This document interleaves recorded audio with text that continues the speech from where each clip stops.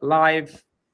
I recently adopted this new stream. Oh, okay, we are live. Cool. Hey. Hello. I was, we were preparing for the live and then jumped into it. It's like, no, we should fake that we are live or not, whatever. Okay, we're live. Cool. How's it going? Very well, sir. How are you?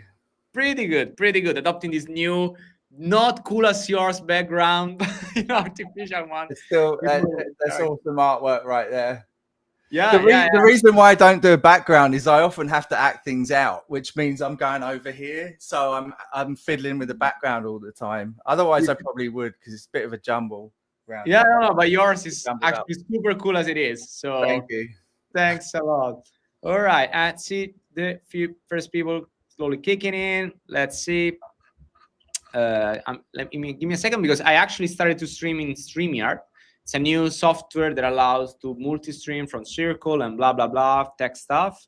So I need to figure out how it works. Is the first times for me as well. Okay, we got some people, guys. In the chat, just let me know if you're here. I'm gonna drop a hello here. Let us know. And cool. So how's it going in this sunny day in Vancouver? It is. It's rather warm, so the aircon units are out at the minute.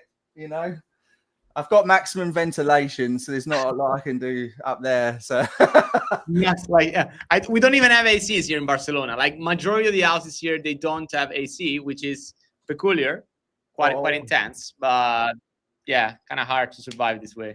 Yeah, I mean, we just bought one aircon unit every year, so gradually built up.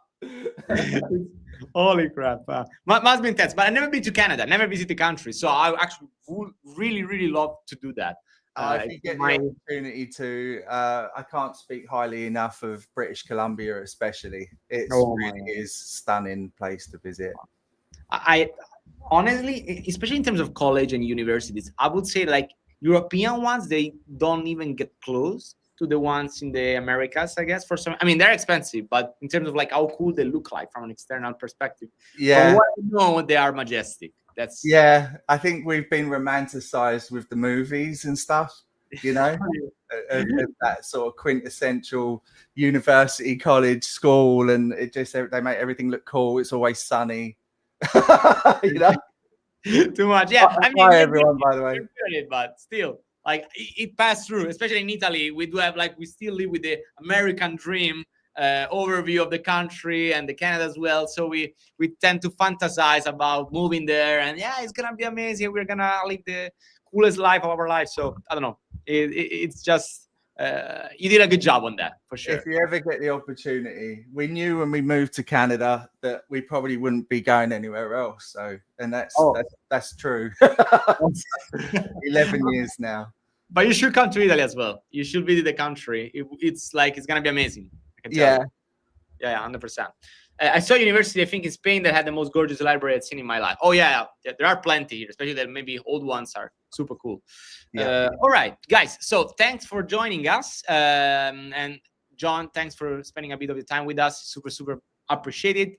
This is like as usual a very chill and open session where we are here for you, especially John, in trying to answer some question about careers in games, artists, animation, of course, as John has developed his own career in the animation department. But overall, feel free to ask any kind of questions you may have regarding, the art department, how to get a job in games, the industry, how to be an animator, anything. So we are here for you. And meanwhile, I would say, John, if you want to introduce a bit yourself and give us a bit of context. And honestly, I'm super cool to hear your journey in games. That would probably take a long time. I'd rather facilitate questions and rattle on about my career, but I can give you the super high level elevator pitch. I guess working backwards a little bit. I've been doing this about 24 plus years. I've been working in animation in the games industry. It was always about games for me because I just loved console gaming, grew up in the arcades and stuff like that. So I was never really that interested in film. But I'm currently with a company called Believer. You probably haven't heard of us. It's essentially a bunch of ex-Riot devs that formed a studio, a lot of them from League of Legends and Wild Rift. to sort of create things the way they wanted to create them, which really aligned with my game development philosophies about being human first, pay for what you do, not where you live. And lots of things that I think are great, like and truly value. We're working. I'm not sure if I can say what we're working on, because on our website it will say something. But we did have a situation recently where we nearly died, and then we got brought back to life by an investment that saved us, sort of thing. But I can answer questions on that later. But yeah, two years at Believer. Before that, 4 years at Respawn working on Apex Legends. I was one of 2 animation directors. Would kind of alternate working on the Legends and the seasons and stuff. And then before that, I was unfortunate enough to be on a couple of cancelled Star Wars projects, which one of them especially really saddens me because I think gamers would have loved it. I often think about whether the previs I did for the gameplay, if only it could just leak somewhere, it might get made, but probably not. So no one will ever see all the awesome work that was going on that. I also did some time on Battlefield Hardline, which was interesting. Before that, I worked as animation director on Mad Max, which it didn't sell that well. It was released right next to one of the new Metal Gear Solids, and there was another title out that was really big, and we didn't have any marketing. This sounds like I'm making excuses. I'm not. Those games were awesome, but we just kind of didn't really get much traction. But I still think we made a good game, even though there was a lot of repetition. There seems to be quite a lot of love for it online, especially when it became available for like $5. People started playing it and saying, "Oh, this is really good. I've never heard of it." Before that, a bunch of other stuff. I don't want to rattle too much. I was lead on Pirates of the Caribbean, Quantum of Solace, a James Bond game, animation supervisor on Operation Flashpoint Dirt 2, and a number of others. That's as quick as I can do it. Sorry, mate? For Operation Flashpoint, for real, like the real one, like back in the days. Well, it was the second one. I think it was Dragon Rising. The original one, Codemasters, I think, had a partner studio that did it. It was that game. And then for the second one, Codemasters wanted to do it in-house. Yeah, because I flew to Prague, and the original company that created the first Operation Flashpoint was Bohemia Interactive, the guy that then made Arma, which became the IP of the game. And then they partnered up with Codemaster, and then they split into different products. But the real first Operation Flashpoint was originally made by these Czech guys, and they are super cool. So I was wow. Don't ask me my opinion of that. I think it's I think let's just say those guys did an awesome job. I think it was a lot for Codemasters to try and take on, with a heritage mostly in racing, Yeah. Not knocking anything at Codemasters, great bunch of dudes, but the original studio, I think, they were really, really doing a good job. Yeah, 100%. So, a hell of a career, a hell of a journey, I guess. You saw a lot of stuff happening and worked on some super cool games. I played a lot myself, Apex Legends. I'm one of the guys that really enjoyed going through, especially at the beginning of the game. Then I kind of dropped it for Overwatch, because Overwatch is my baby. I always love the game. But Apex, I had a lot of fun with friends. So it was such a nice game. Good to hear. Who did you main? Who was your main? I liked the name was the guy that was running super fast, and he was like shooting Octane. Yes. Yeah, he's very fun to play as. Yeah, I loved it, because I don't like to camp or wait or play strategically. I just like to bump into enemies, and either I die or they die. There is no right? So I just want to be clear that when there's a studio in Vancouver and there's a studio in LA. The LA team are the people that originally created Apex and also Titanfall 1 and 2.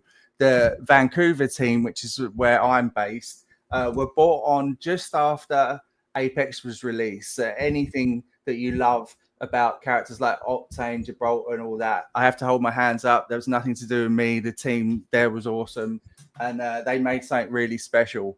And then our team sort of joined. And we sort of over time became like, co-partners sort of thing, like one studio. But all the kudos for the initial gameplay. That was nothing to do with me. Awesome animators over there doing amazing stuff.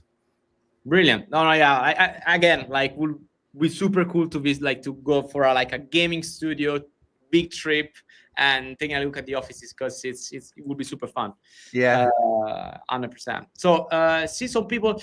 iOware developed Brighton, I heard. The only convention that happens around my area, Malaga. Oh, so nice. I've been in Malaga recently. Such a lovely city.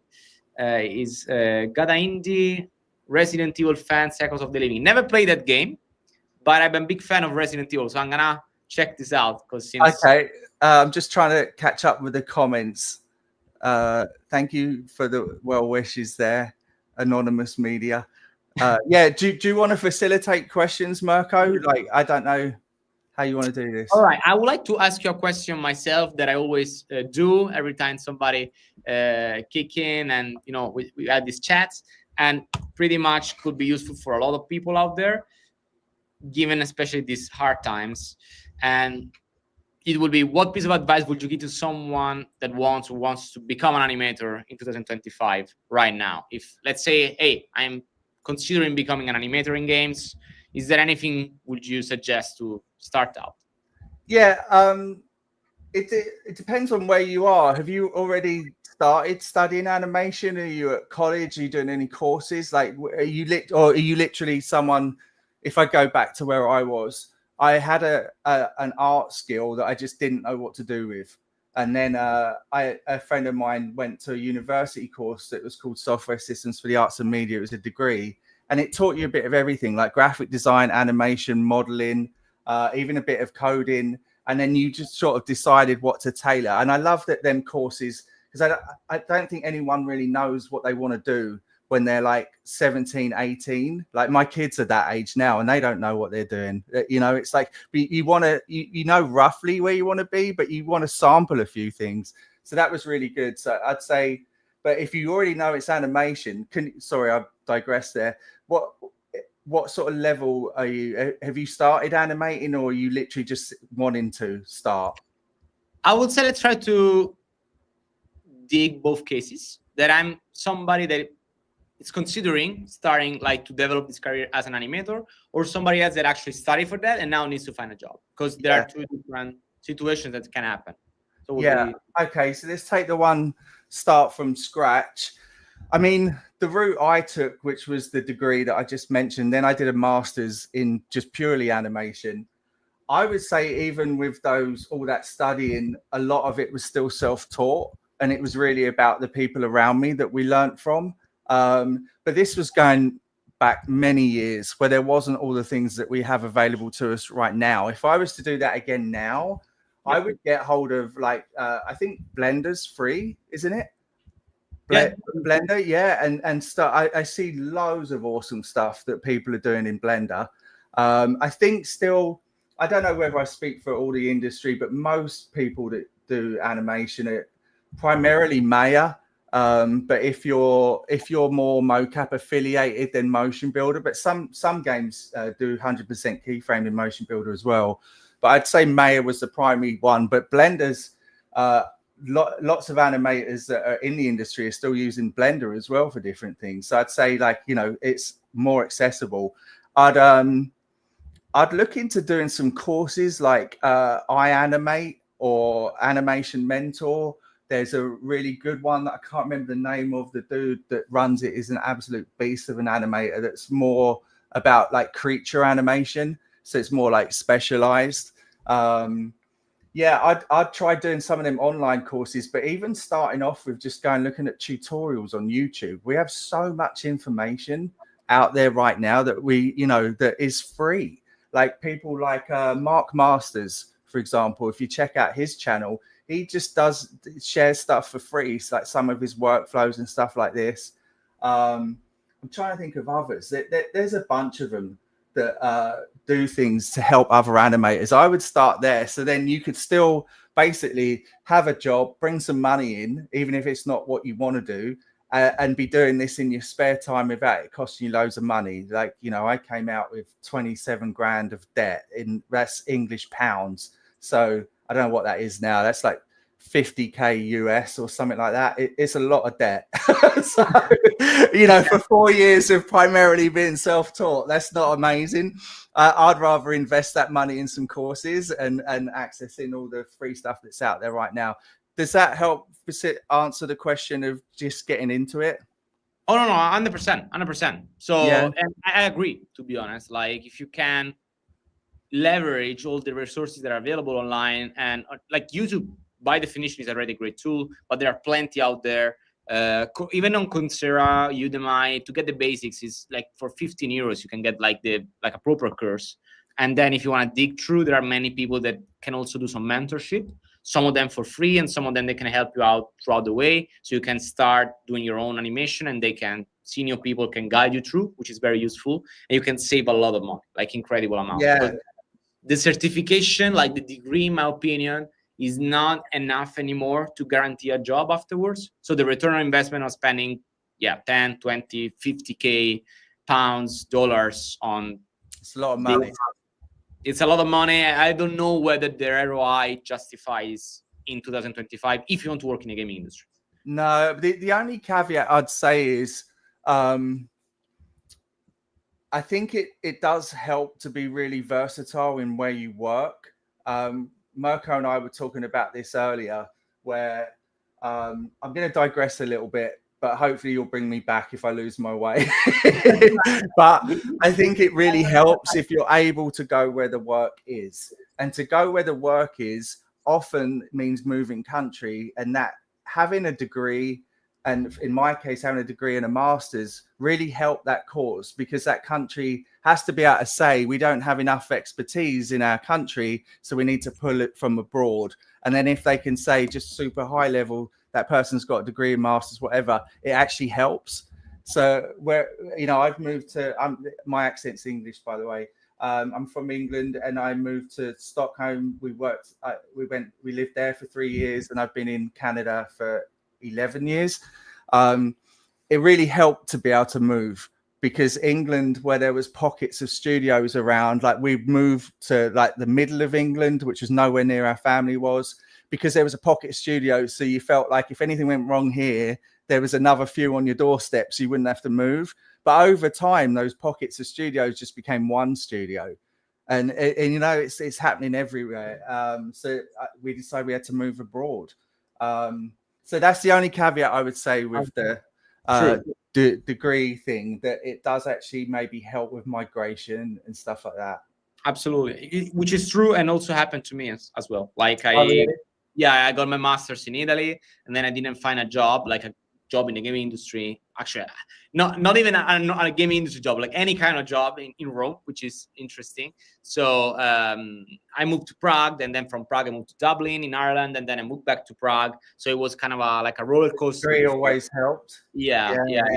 So definitely recommended being able, or at least trying to, especially at the beginning of the career, to move and pursue where the job is. As you said, it's cool. And then let's just quickly bounce on to answer the other part of the question, because I see others popping up that we might want to, we definitely want to consider. Like, was how to get into it now. Honestly, right, I don't want to sound like a downer, but right now the industry's in this lull. We're in this trough at the moment. The good news is when there's a trough, there's usually a peak after it. So like our CEO is my manager. He said, like, the games industry is suffering right now. You're seeing all these studios closing down. There's been overinvestment.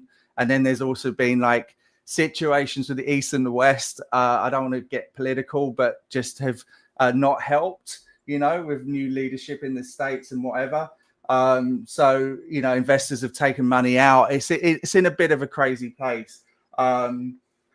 But this is where I'm saying it helps if you're willing to go where the work is, which I know isn't trivial. But like I said, like we moved as a family of 5, 3 kids under the age of 5 as well, moved to Sweden, and then 3 kids under the age of 8 to Canada.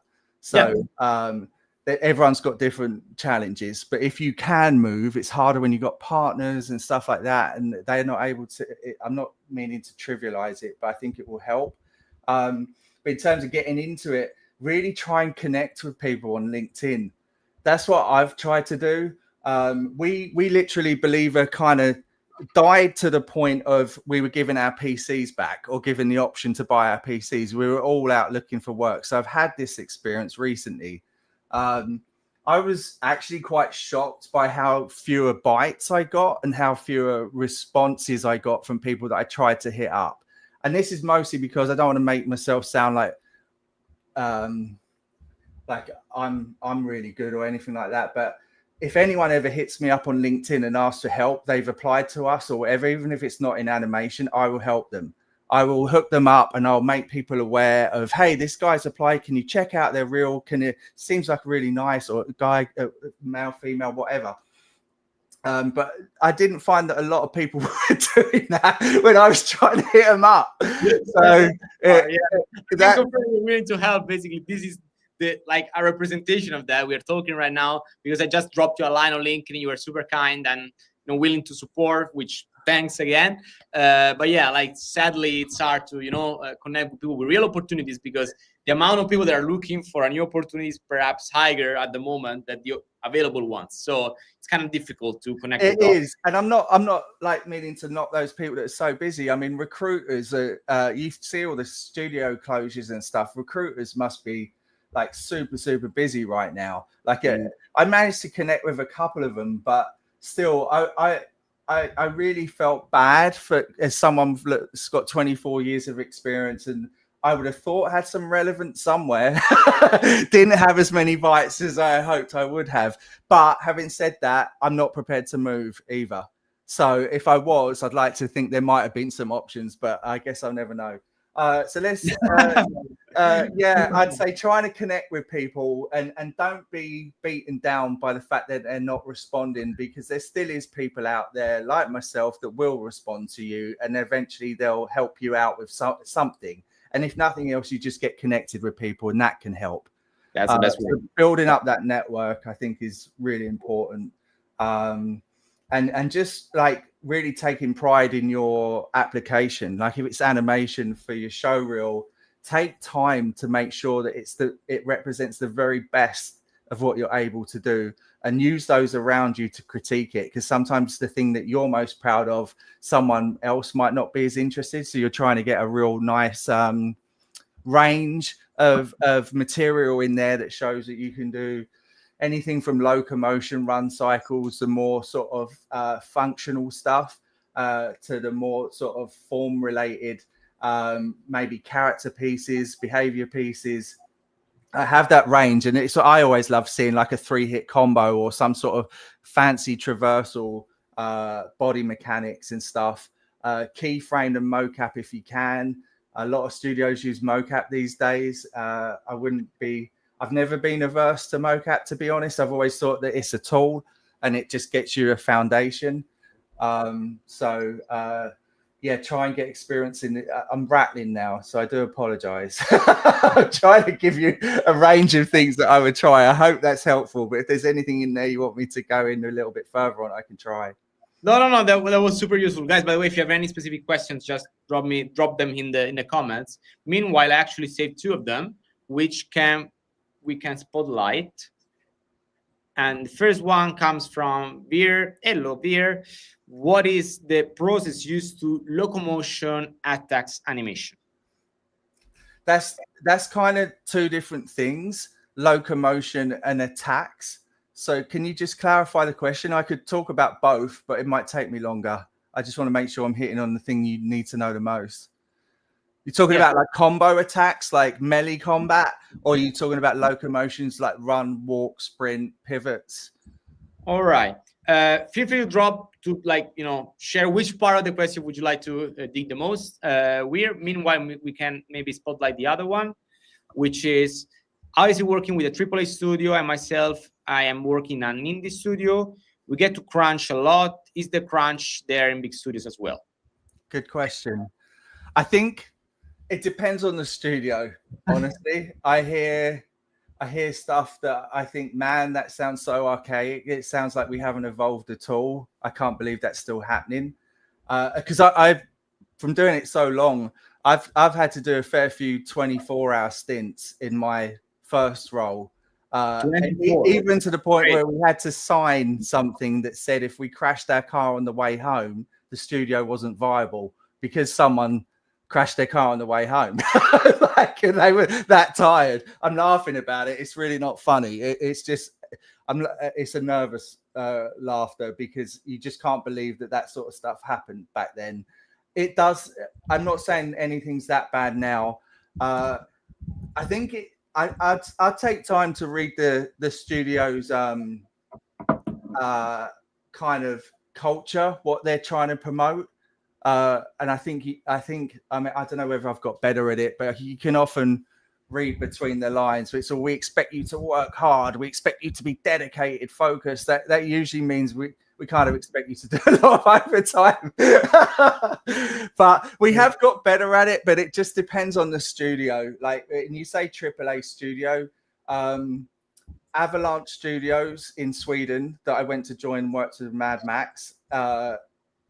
They were awesome, like truly awesome. I'm only going to name the ones that were really good, but it really depends. I think they will not be pissed off about like you shouting them out. All right. No, no. Actually, to be honest, like most of the time at EA, they were pretty good. Although we did start crunching pretty hard on Apex, but yeah, a live service is a different type of game. If it's not a different type of experience, because if the team on Apex suddenly released the game to massive success and then had to create content for battle passes and all this, and they got severely hammered trying to get material created, which is where the Vancouver studio that I was in joined and became part of Respawn and helped out with that. So it does still happen that you have to do overtime. Even with Believer, like they're really anti, like, you know, working late and all this. But sometimes there's also a passion to do it. So I've been on the opposite end of things where I've just wanted to do. I'm not tasked with doing what I'm doing. I just do it out of passion because I'm really enjoying what I'm doing. And then it's like the opposite can happen where it's like, hey, John's working late again. Like, what's going not leading by example here? So I had to like, oh shit, like then you end up sort of hiding it. So there's like a weird I don't know what's right there. But I'd say if you're that passionate about what you're doing, just be aware that you're probably burning out without realizing it. And that's something that I've also experienced. That can confirm. Right? You don't realize. You think I'm just loving this. The passion's driving it. I'm just, you know, it's like the energy, everything. But I don't know. Anyway, because I can relate very hard on this one. Has it ever happened to you? Hang on, let me just with an indie studio though. Sorry if I'm not sure who asked that, but I'm not very good at multitasking, so I can't read there and focus. I mean, I love the idea of a smaller, close-knit team. I just think you learn more, you get to spread your wings more, you're less of a number, one of many. Some people have said their security had been one of many, but I think it just depends on the game. Like, seriously, because I'm seeing things, you look at what's happening with Microsoft recently and stuff like that. It's like big studios, big games, they're still like teams are getting killed. So I don't know where the most secure places are, but I think in terms of fun factor and your overall feeling of worth, if you can join a smaller studio, I think to me, I mean, I'd consider Believer a small studio, and I'm way happier. You know, you just get involved more. You feel like you can be more influential. You don't have to go through a number of people to get permission so much. And, you know, I mean, it has to be that way in a big studio because they have to run that way. So I'm not knocking it, but I just think you just would feel more rewarding in a smaller studio. I hope I answered that question. Oh, yeah. Very, very, in a very deep way. So thanks for that. Indie would get my vote, and over time, it depends on the studio. That's the short version. Thanks for talk. Run. Hey, Dimitri, I'm interested to know how your day-to-day changed when becoming a senior director versus before. Do you still get to do as much hands-on work, or it is more supervisory? Yeah, that's a great question. It depends on the project and where the project is. So if I can give you some examples, When I moved to Vancouver to join EA, it was partnering with Visceral on a Star Wars action adventure open world game. And it was a really small team. And I started off just looking at core poses. We were that early. Prior to that, I was on Mad Max, that I joined a team that had already been somewhat established, been working on the project a little while, although it had pivoted and completely changed direction when I started. I found that most of them 3 years, the most hands-on I got was really with previs to sort of understand or pitch ideas for the game. I didn't do that much animation. I felt that I was really, really busy with just overseeing, because I was gameplay and cinematics as well. But then when I went to EA, I felt like I'd gone back to being very hands-on. Like the Star Wars game when I was on Hardline, I was very hands-on. Like I was doing motion editing like pretty much full time. I was almost working as a senior animator that had a few people that I was managing, if you see what I mean. And then the next project that started again, I was the only animator, and I was keyframing like 100% of the time. And so it's gone backwards and forwards, honestly. At Believer, I'd say I'm sort of 70 to 80% animating, because we're a small team. And I think it's really, I was actually, the animation directors weren't a thing for a while. It was, you'd hear about art directors, you'd hear about lead animators. And when animation supervisors, directors started becoming recognized as, oh, they need their own path and need the seniority level, whatever, I looked at art directors to learn from. And the message I got earlier on in my career was, if you're creating content as a director, you're doing something wrong. And that stayed with me for years, that I thought, yeah, there must be other things that I could be doing to manage things better, or to see forwards, or help facilitate, or whatever. But over time, I've realized that what happened to me was I actually lost confidence in my ability and my eye. I thought, can I even do this anymore? And on Apex, I didn't have much time. And then towards the end, I just found it really necessary to find time, you know, and it really helped my confidence, honestly. So I think even if you are like a senior director, whatever, you should still try and find time for the craft. And also, whenever I've found the tools, and I've noticed things with the tools, I'm thinking, why aren't we raising about this? This is like really not working. Or I've seen something with the pipeline or the workflows that I wouldn't have seen otherwise if I hadn't been hands-on. So it goes up and down. If it's early in the project, there's only a few of you, you've got to be hands-on. If it's like a team of 20, to Apex was 22, but we had average 22, we had 2 directors.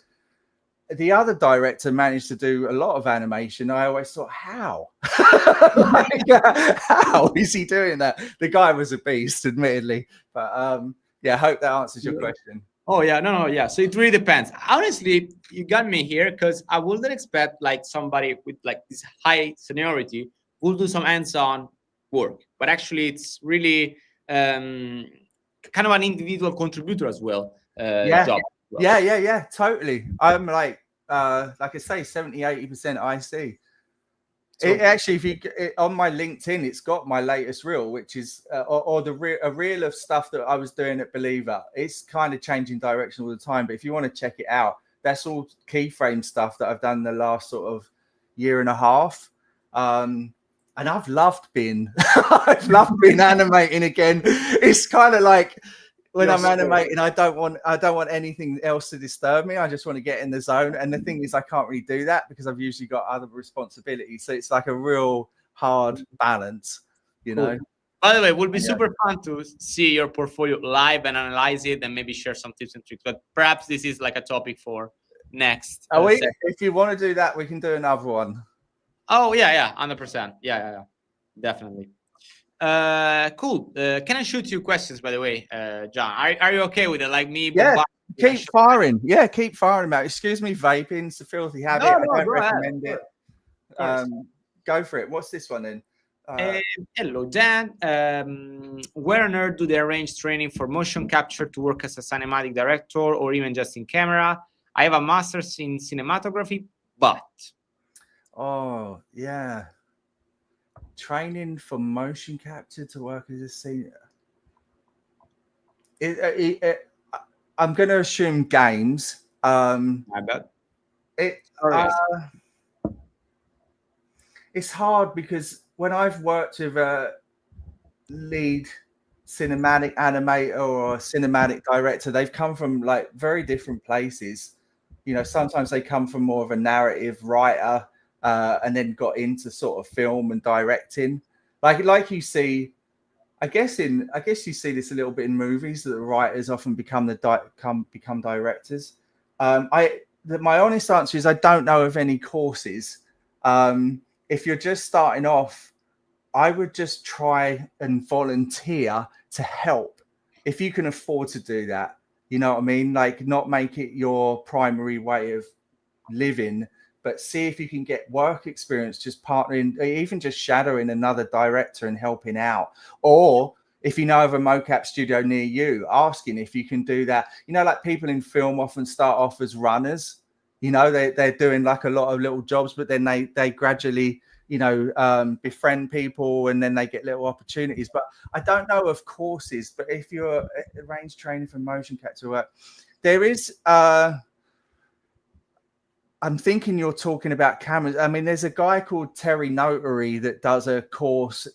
He's like well known in the movie industry. He did a lot of the training and guidance towards the acting for I think it was Gollum with Andy Serkis, and definitely Planet of the Apes. He was really and I've done a course with him. I've actually seen him direct a course, and I've worked with him. We paid him to like help us on one of the projects I was on.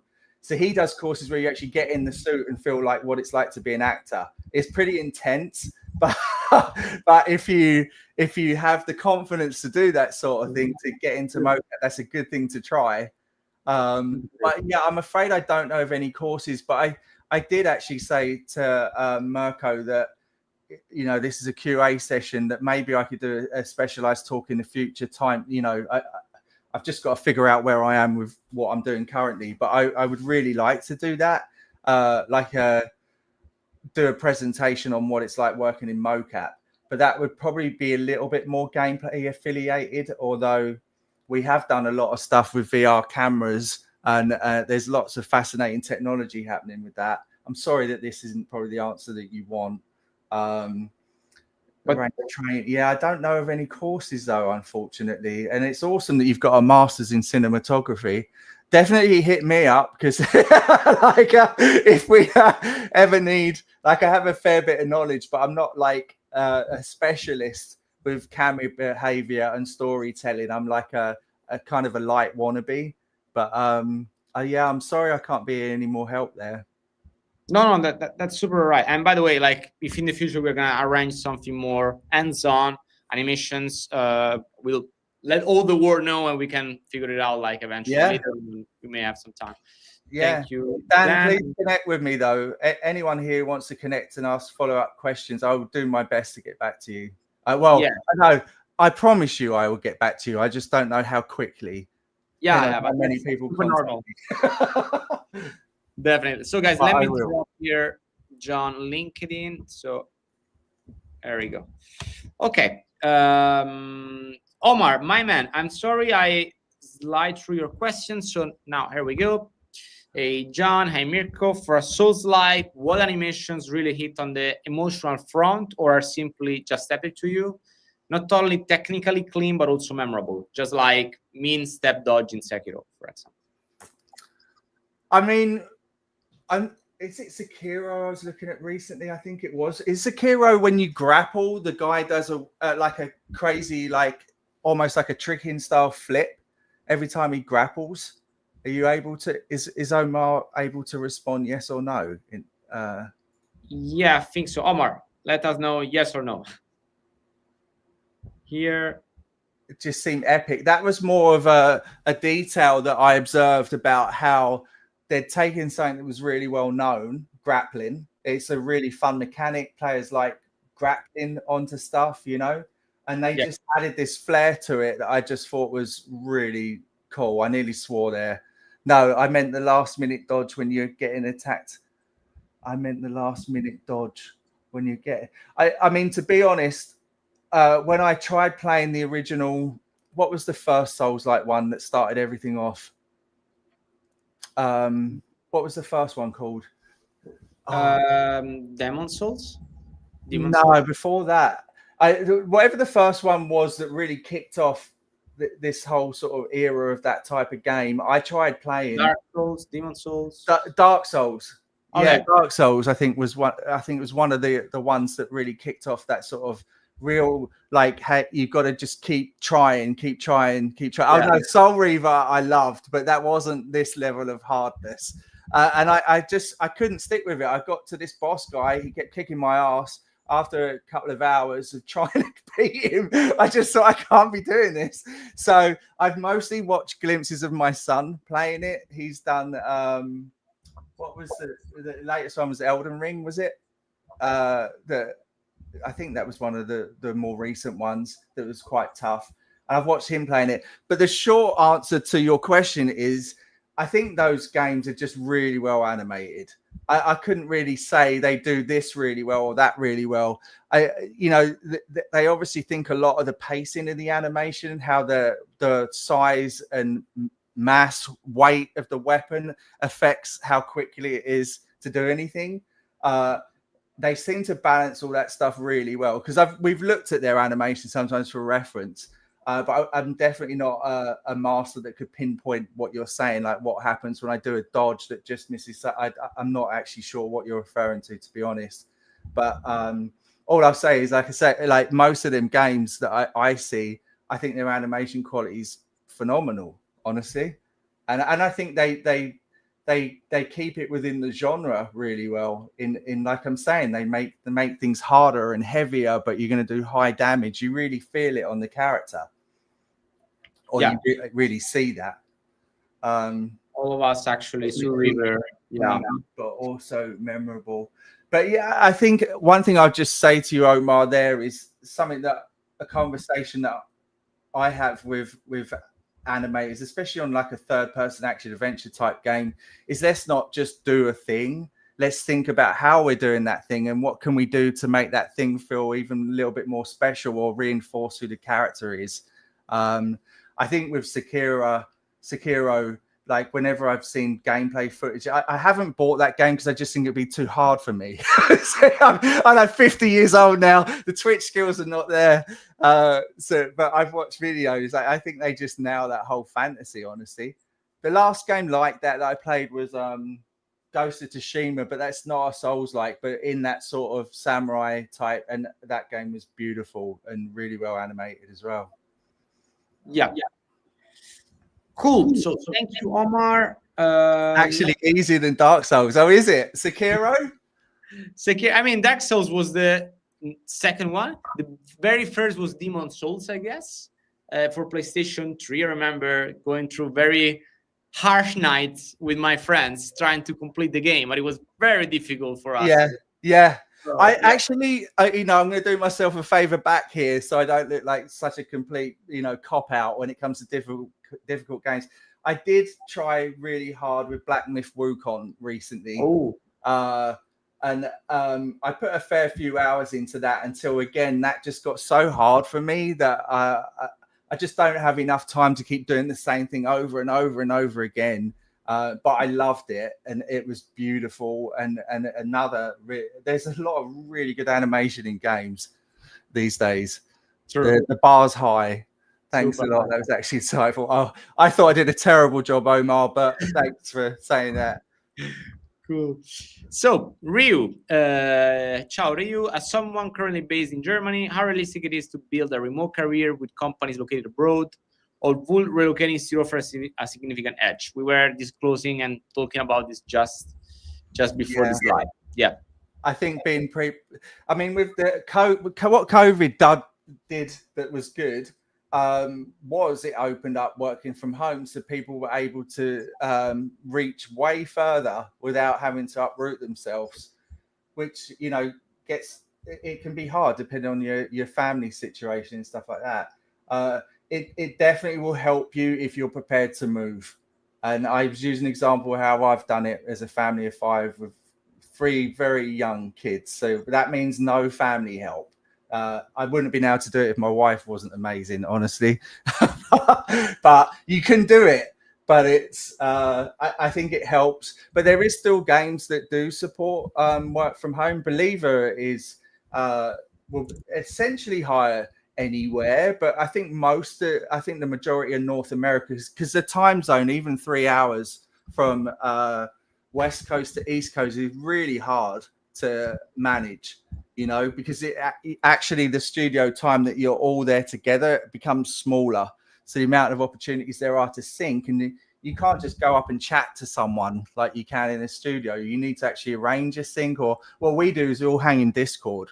We have loads of Discord channels. So a bunch of us animators, engineers and designers just hang out in Discord. I often stream what I'm animating. So you get that feeling of someone coming over and giving you, oh, what's that about? I'm rattling now, so I do apologize, but the short answer is, definitely be ready to relocate. I think your options will be way wider. There are studios like Believer, though, that will support it. But if you're in Europe, I'd look at European studios, obviously, because the time zone, as soon as it gets beyond like 3 hours difference, I think it becomes quite difficult. True. Yeah. Definitely recommend it. Regarding the Discord and /Reddit or any kind of community they specifically made for animators, do you have any recommendations, John, that we can share with the folks here in case they want to join some Discord? For Discord? Yeah. I've never even used Discord before I started at Believer. I actually had to get the CPO to come and spend time with me to show me all its nuances. But I think it's mostly because I've never really been a PC gamer. I'm a console gamer. Okay. So I would just be quite lazy. With Xbox Live just worked for me. The friends that I was playing with were on Xbox Live. My kids didn't have PCs. I'd play with them. So, Discord wasn't a thing for a console gamer. But so honestly, I don't know about any Discord places to join. All I would say is that I think it's been all pretty much transformative with working from home and being able to set up little rooms. We have one called Animation Station. We just hop in there every day, Yeah. It makes you feel connected, because you do miss that feeling of connection with your team. Anyway, sorry, I can't recommend any Discord places to join. That's all right. Big up console gamers. Yes, I was used to be one. Joypad all the way. Yes. We should play sometimes together. I don't know if you're into Tekken, but I still play Tekken on console. So. Oh really? At university, we love Tekken 2, man. We really? Oh my gosh. That. Yeah. And Street Fighter Alpha, any of those. It's actually. There's a lot of Street Fighter stuff in my room. My gosh, anyway. That's cool. What's your favorite character, if I may ask? I always Ken. I'm boring. Ken. I just like Ken. I'm Akuma. Sorry, I should say Akuma. I've got a whole shrine over there to Akuma. I love him. Or Gookie. Yeah, so cool. Well, I'm a Sonic Boom guy. I just like to spam Sonic Boom until. Right. Sonic Boom. Yeah, he's good. And the soundtrack of Guile is super good. All right. What other questions? Did we get back to that one from the dude that asked about that had locomotion and combat? What is the process used to locomotion, attacks, animation? We asked to clarify the question, didn't we? We didn't ask this one. I think it. Veer, could you just clarify whether you're asking about what's the process for creating locomotion focused animes or melee combat animes? Yeah. Or both. Feel free to show up. So if you're still alive. Dan loves Akuma. All right. Yeah, Akuma. Clarifying it? No? Number one. I would just say process with locomotion or attacks, just as a general thing.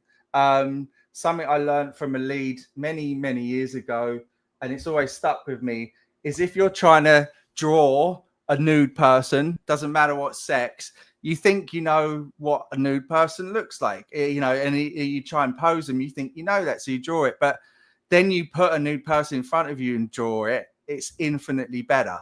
Like, you know, like you learn so much more than you think you knew. And it's the same thing with animation. Animation is poses in time. So starting with really good reference always. You know, if you can't get hold of Premiere, or, you know, there's free video software, I'll often get hold of videos of stuff of certain well-known channels, and then put them and then re-edit them. I'll cut them down, I'll slow them down, I'll compare them to different things. So I do, using references really, really good. And there's some really cool stuff out there for combat. Like there's some Chinese martial artists that post loads of stuff on all the combat that they can do with different weapons, and I find that so inspirational. Like tricking videos, all sorts, all that stuff that's really cool and complex from a body mechanics perspective. You start off with the reference, and then you sort of chop away at it to get more of a style that you want, or, you know, take liberties with gravity and how long you stay in a pose you want to celebrate, or, you know. But yeah, that's just more of a general thing. Always start from a place of reference. Brilliant. And let's see now, Samuele. Are some animations recycled to streamline processes, or is everything always made from scratch? Yeah, good one. So take the example. Good question. Take the example of Apex. Again, Apex is a live service game, right? Which means that you've got to keep creating content for your user base, your community, because you've got to keep the game like fresh, new things, and in a lot of ways, like the new legends were a big thing. But you have to generate them quite quickly. It's not like working on, you're basically creating a single player character every releasing them. I think it was 4 times a year when I was there. I think it's now like twice a year they're doing legends. I'm not sure. But you can't have super heavy locomotion sets that are unique to each character. You just would not have time, even with big teams. So a lot of stuff was shared, like how they strafe. When you look at them in third person, there's not a hell of a lot of fidelity there. There's not a lot of transitions for starts and stops and stuff like that. There's a lot of things were done with blending. I think it actually served the gameplay really well, because Apex was always applauded for how responsive it felt, and, you know, you were never really waiting for animations to finish or start, or, you know, it was really like snappy. But yeah, there's a lot of stuff shared, but we'd always do unique like run cycles. So they would run unique. We'd give them unique idols. So you're basically looking for bang for buck. What do players notice as much? And then what can we actually do? And that's the same in the project I'm on now. Like I literally started animating a full locomotion strafe set recently, which is when, you know, you move left, you move right, and then you have to do it like 9 ways. And someone said to me, well, this exists within Unreal, or someone showed me something in Unreal that's available. And I looked at it and they said, yeah, but we wouldn't want to use that because we want to create our own style. And I said, yeah, but the thing is, with a lot of that stuff, the lower body, it's much more about function than form. You're trying to make the legs make sense all the time. And, you know, so like in that case, I wouldn't be looking at it thinking we'd need to animate that strafe loco set completely differently for different characters, because it's more function over form. But then you're picking bang for buck what players will notice, and where you can bring in a little bit more of who they are, what their power fantasy is, what their personality, and that is in maybe core run cycles, maybe in their locomotion, or maybe there's something they do it makes sense for them. So you're always thinking bang for buck, Samuel. Like you generally cannot afford to do everything unique. Even in a single player game, you'll probably have times when there'll be like a NPC following you and stuff like that you might have to share locomotion with just for time. Obviously, we would love to do everything unique for everyone, but it's just not realistic a lot of the time, you know. Hope that answers your questions. Yeah, 100%. And let us know, someone, if like it was answered, but I guess yes. Otherwise, I was like killing myself. A lot of animations are recycled, but you always try to think of smart ways of doing stuff, because there's a lot of great technology out there. I mean, I saw something recently that Unreal's doing where they can bring in sort of an overlapping action between the body and almost like everything's on springs. So there's like some really cool procedural techniques that you can use to bring life to something that would otherwise take quite a bit more time to animate across multiple animations. You see what I mean? But the short answer is we recycle where necessary. Although we would like to make everything unique, it's just not realistic.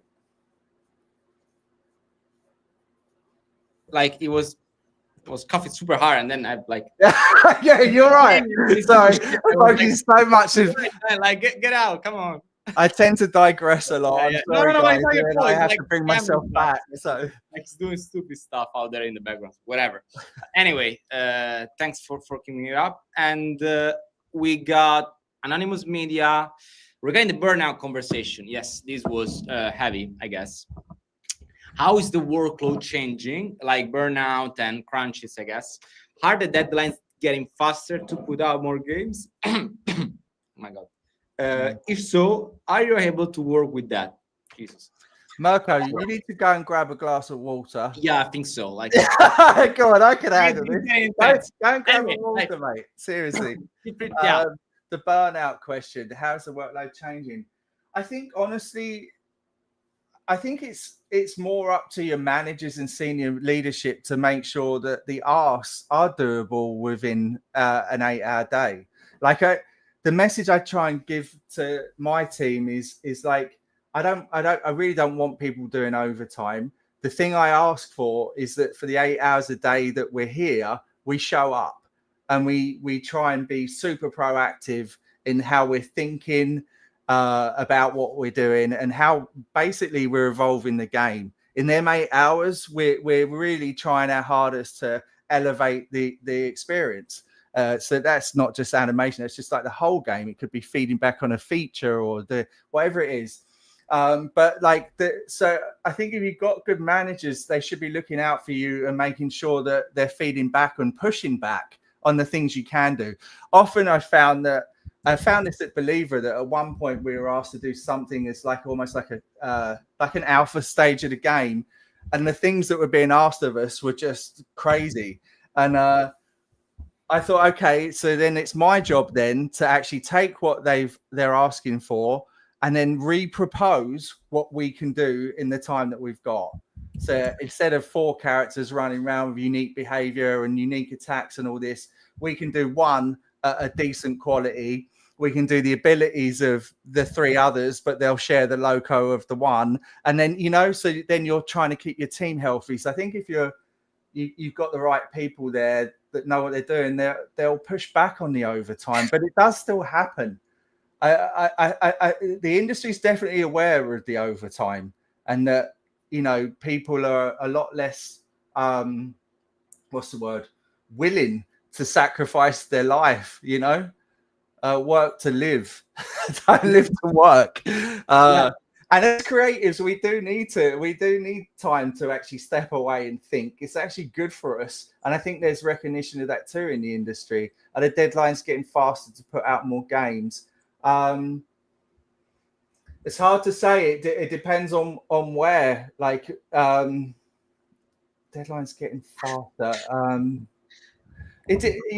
I mean, I see stuff that like really small crews of people are doing that are absolutely amazing right now, like a team of 3.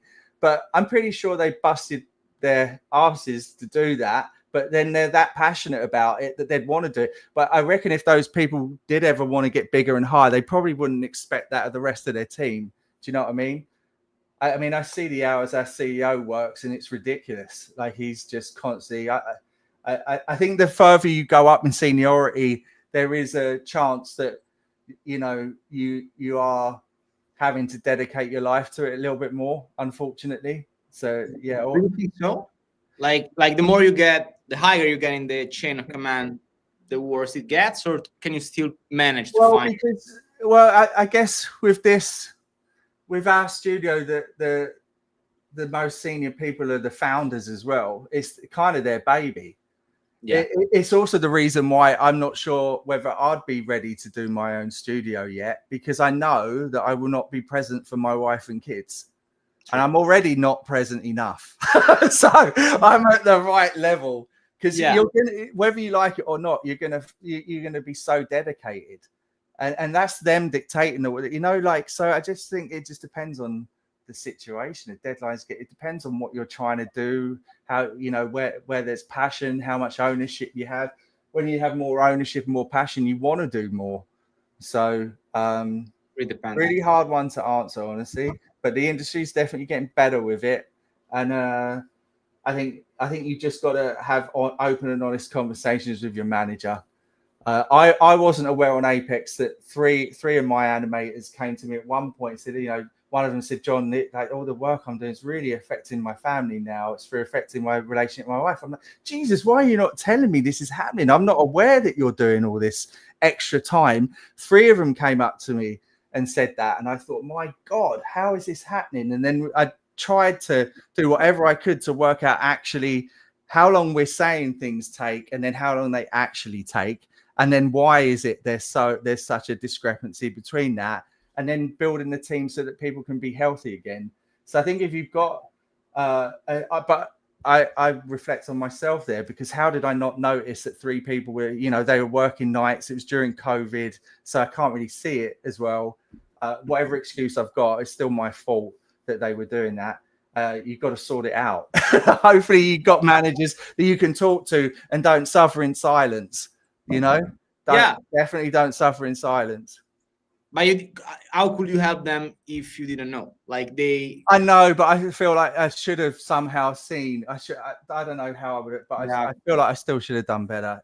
Anyway, it's rattling again. Yeah, sorry. Topic. And by the way, guys, I'm super sorry for 5 minutes straight. I was killing myself and laughing and dying, and it made me laugh the fact that I was coughing non-stop for so weird reason, and it was like an endless loop of me coughing and laughing at the same time because of coughing, blah blah blah. So sorry for that. Sorry, John. I look like a super weirdo, which I am, but whatever. Yeah. Cool. I can go another 15. I've got a meeting at 11:30 that I need to prepare for, but all right, that I can go another 15 if it's useful to people. Yes, we do have another question that we can run through perhaps, and then we can call it a day. How about it? So Furtrafal, I guess. Sorry, I misspelled your name. I'm a pipeline TD, and I was wondering what was a good project to put in my portfolio and shine in real-time animation tooling.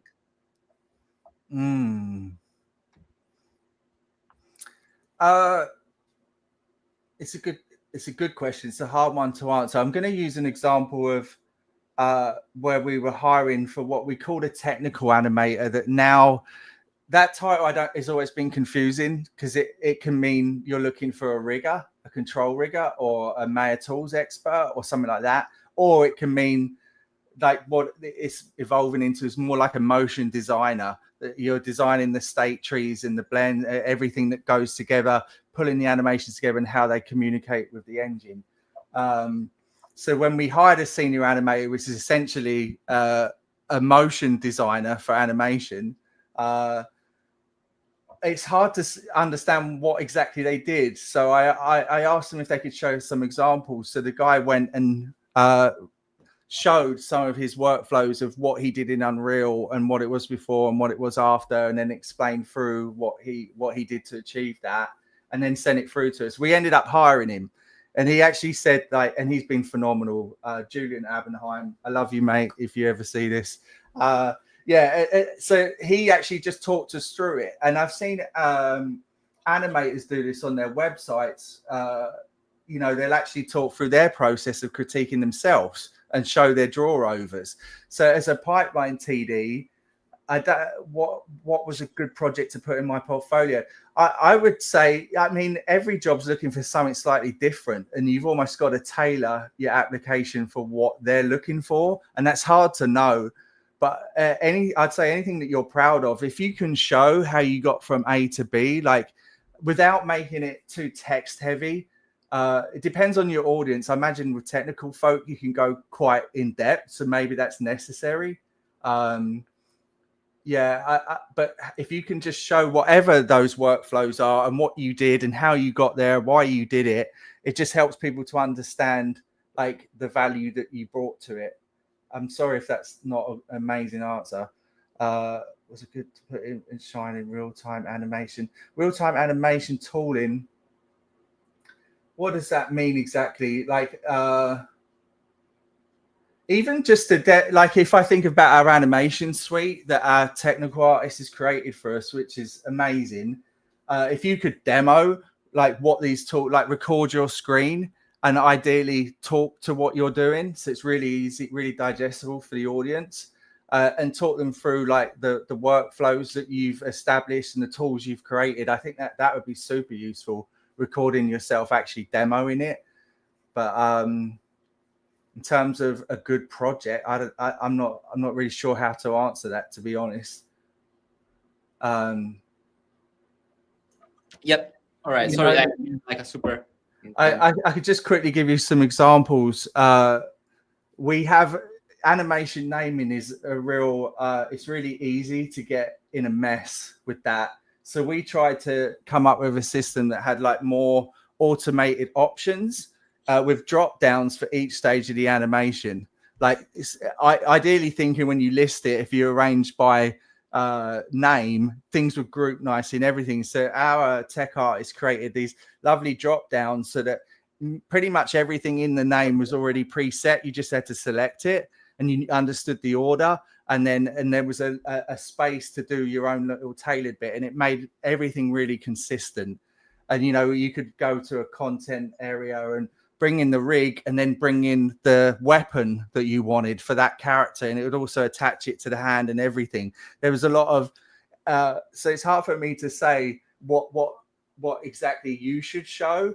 But if it's trying to get something in animation, is really speaking to animators about the things they need the most, and then seeing if you can come up with a tool that can help with that process, and then demoing it.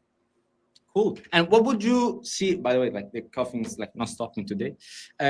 What would be the best piece of advice in terms of like portfolio? How to present portfolios for animators or for artists in general to hiring managers, or where they are like, handling an interview? Because this is a very common question that I get asked super often. Like, portfolio wise, what should I put on my portfolio? Should it be quality oriented? Should I put everything I did? Like, what's your opinion? I'd say I'd rather see a reel that's like 1 minute long of 2 or 3 things that you've done that you think are amazing, than a reel that, or the very best of your ability, than a reel that's 3 minutes that I see, that's cool. Oh, hang on, not so good there. Oh, that's cool. Not so good. That's cool. So just show the very best of you. And that's why I'm saying, like, use the people around you to critique. Like, I had this recently when we created my reel. I put some stuff on there. I was doing some reload animations. It was all keyframed. And I thought I got some nice body mechanics and all that. But the feedback I got from the... What? Sorry? Is it public? Like, do you have on our station, or is it like private, the reel? Or on Vimeo? Can I come back to that after? Because I lose my train of thought. Sure. The short answer is, my latest reel, like I said earlier, is on my LinkedIn. Okay. You can go in there and there's like a featured, and it just shows. Just to share with the guys here in case they are curious, about. Yeah, go and have a look. I do have a Vimeo page as well. I could probably give you that. Hang on a second. Vimeo. See if I can. There is like a public one here, Believer Surreal on Vimeo. I don't know. Yeah, it's fine. I think it should be this one. I'm gonna pop it in the chat. So. Yeah, it's is that it? Mine says Mirko. I put it to you in LinkedIn. Okay. Yes. I'm gonna, because I tried to join. They might get curious about it, so they have a reference. Yeah, have a look. There's a range of stuff in there. But going back to what I was saying is, I don't think having a load of stuff that is, some of it's half the. What I was using with that example is yes, the feedback I got was it's a nice animation, but it doesn't say that much. Your other stuff that you've got on there is way more impactful. So why have that? So it was like really questioning. Okay, I thought that showed some really nice subtle body mechanics, but the feedback I got was you show that in this and this, but way better. So, you know, it's the less is more thing. Always start off with your best animation so that you capture the audience's attention, and end with your next strongest. So, you know, for the first impressions and the last thing you saw. Think about that. You're really trying to capture people's attention. You'll see on my featured, I'm going through a little bit of a retro quest at the moment, even buying hoodies that have got retro colors and stuff like that. You know, I don't know if anyone remembers the less, but anyway. Oh my. So I'm on a real retro quest. So, you buy it? I wanna. I'll tell you later. So I'm just getting really nostalgic. So I spent time thinking about what's a retro font, and really the message there is you're also trying to say a little bit about you. Yeah. So what I said to our animators recently is think about the music. The music says something about you. Well, you know, what you're into and stuff like that. I hear all sorts on reels, but it tells me a little bit about them. Yeah, and you know, in that case, I had some time on my hands because Believer, you know, was in that unfortunate situation, so I was able to actually really think about my title screens. I would say put love and effort into those things personally, and with your CV or your what do they call it over here, resume. You know, try and make it pop. That, you know, think about the colors. If you're from an art background, you want things to say a little bit about you. Hopefully that makes sense. Oh, 100%. A range of stuff as well. If you've got a range, it's nice to see some melee combat. It's nice to see some nice traversal, like a vault or a pull up or something that shows some really cool, like a wall run or something, like some really complex body mechanics. We mentioned Ranger styles. If you can go for like really much more pushed, over the top, exaggerated keyframe style, and then show more sort of grounded realism, that's cool as well. Really good to see.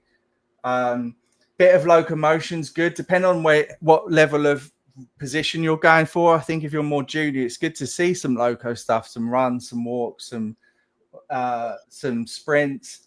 That's that answers pretty much the idea. No, 100%. And CV wise, I would like to add my take here as a former recruiter. So what I always recommend to artists is always try to show a little bit of your personality, even in their resume, but never compromise clarity on the CV to be extremely, extravagant in how you present yourself, because sometimes I've seen a lot of CVs that the purpose was to stand out by being extremely extravagant from an artistic perspective, which was cool, but this led to like a less clarity kind of CV, where I was kind of struggling to find the important information about your work experience, about your contacts, about your like education. So my recommendation would be on the CV, never compromise clarity, and making sure that the reader, the hiring manager, the recruiter can immediately grasp all the important information immediately. This is super important. Just to try to stand out with a lot of colors and shapes and interesting takes on the CV. But on portfolio, you are very free to be way more creative, because there is where you really showcase your artistic soul. So I would say CV wise, clarity first, and then personality second. Portfolio wise, feel free to explore. Like, that's my take on CVs. Tips from the pro there. I could have done with your advice. No, it's just my personal thing. Like, sadly, sometimes people ask me, like, how should I write my CV? How should I do my portfolio? And I would like to answer in a very objective way, which is like universally true. Yeah. But I can't. I can just simply say, from my perspective, from my experiences, I can tell you that my preference would be reading a CV that is structured this way. But you may encounter another recruiter that will tell you, no, I don't care about this. I rather see something else in the portfolio or CV. So that's very sometimes confusing. That's also why I all the time ask this question to different people, because I like to trying to understand different points of view and trying to, come up with the ones that is more accepted, like specific. Yeah. Or more common. So makes sense. people can have some kind of guidance. But cool. So, well, I guess that for today we can call it a day. I don't know, John, whether you wanted to explore some other topics, but I think I mean, like I said, when I have time, I've got a few other side projects I've got to do on the, that are going to eat up time when I'm not focusing on Believer at the moment. But when I'm able to, I would like to do a little talk on what it's like to work in mocap and stuff like that. I'd say either hit me up on LinkedIn, or you could send Mirko some questions, and if you collated them, you can email them to me, and then I'll respond to a batch. And I apologize if we didn't get to any questions. Like I said, I'm no good at multitasking, so I was only able to look over the comments. Yeah, briefly, me neither. so I apologize for that. I hope we digested them all. Eventually, if you have additional questions, guys, as John said, don't be shy. Feel free to send them over to me, or eventually to John directly on LinkedIn. One of the reasons why I'm doing these events is also to help people connecting somehow and facilitate networking. This is such an amazing opportunity, get in touch with somebody that is super, super experienced in the industry. So don't be shy. I think it's going to be way more than welcomed. But if you prefer to send them over to me, I will forward them to John. You want to do it. One way or another, we're going to help you out. So just decide which one is more comfortable for you, but don't be shy on that. It's very important. And John, please, let me say thank you for being with us. It was super, super cool. Just like your room, which is super, super cool, just like you, I would say. And thanks in name of the chat as well. I hope you guys enjoyed. But from my hand, I was awesome. I just would like to apologize for dying in between. At some point, I was like dying and laughing about me dying. Saying, "No, I'm alive. I don't need to laugh," and blah blah blah. It ended up in an endless circle of weirdness. Don't worry, man. Doing baboonish stuff. I hope there was some morsels of useful information in there, guys. Like I said, I do tend to rattle a little bit. So I apologize if I went on a completely irrelevant tangent at some point. No. It's probably likely. But otherwise, please connect with me. Send me any things that you think I can help with. Thanks for asking such good questions. And who knows, we might be working together soon. So this, it's that will be fun. I can guarantee it will be fun for sure. Yeah, for sure. Thank you for your time, John. Thanks for being with us. Thank you, chat. See you soon. See you, Nick. All the best. Thanks, Ciao. all. See ya.